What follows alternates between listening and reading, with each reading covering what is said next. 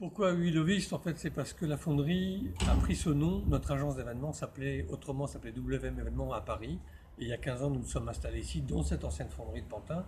Et donc, on veut marquer notre territorialité en disant que l'Est parisien est porteur d'un bouillonnement créatif. Et plutôt que de s'auto-congratuler de notre propre capacité des créations que nous faisons à Paris, en France et dans le monde pour le grand public ou pour les entreprises, nous invitons d'autres créateurs, des créateurs dans la mode, des créateurs dans la décoration, des créateurs des bijoux, à montrer que notre grand territoire, dont on pense que la fonderie est le centre de gravité géographique bien sûr, mais qui irait de la place de la République à Paris jusqu'aux confins de la Seine-Saint-Denis et prenant tout l'Est ensemble et la ville de Pantin en son centre de gravité, en son cœur, mérite un espèce d'élan, d'énergie et de proposer au public du territoire de venir découvrir et de s'enorgueillir et d'assurer cette espèce de fierté que notre environnement est très créatif. Alors en fait, on va ouvrir les locaux de la fonderie, et donc cette cour dans laquelle nous sommes, les bâtiments, mais aussi la rue Montigny qui sera fermée à la circulation pour l'occasion pendant les 3 jours. On va accueillir une trentaine de créateurs qui vont proposer leur création au public, mais il y aura aussi des jeux pour les enfants et les familles, des grands jeux en bois de rue, il y a des food trucks, il y a de la restauration, il y a des profiteroles, c'est vraiment un moment qui mélange créativité, création et convivialité.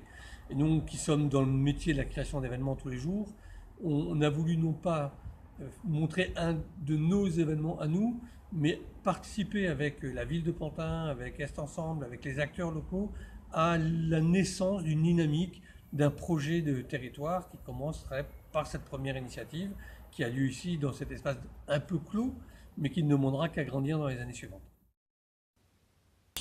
Alors c'est la première édition de Willoviste. En fait, pour nous, c'est une espèce d'aventure laboratoire. C'est-à-dire qu'on veut savoir, on sent déjà que les collectivités sont intéressées au sens où il va y avoir une inauguration, le maire de Pantin sera là, d'autres personnalités, j'espère M. Côme, vont venir.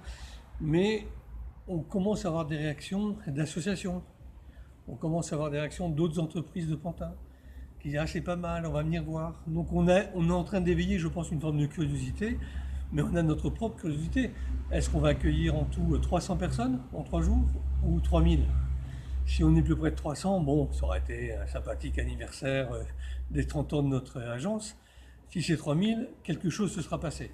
On veut savoir si tous les voisins, les gens de la maison de retraite à côté de la seigneurie, mais aussi les gens qui habitent le quartier, qui habitent le Pré-Saint-Gervais de l'autre côté de la rue Jules Offray, nos voisins des Lilas, les gens du sud de Pantin, tout le monde converge vers ici à un moment ou à un autre de ce grand week-end de 3 jours.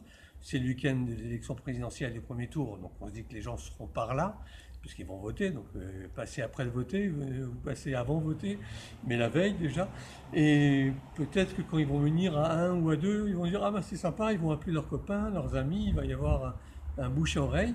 Et c'est ce qu'on teste, on veut savoir si ce territoire est attractif, s'il donne envie, si les gens se disent « Ah oui, c'est cool qu'il se passe quelque chose dans notre ville, dans notre territoire », et on va venir, et même peut-être venir de Paris. Et oui, même les Parisiens peuvent venir jusqu'à Pantin, voir qu'il se passe quelque chose et qu'il y a des aventures, des expériences à vivre.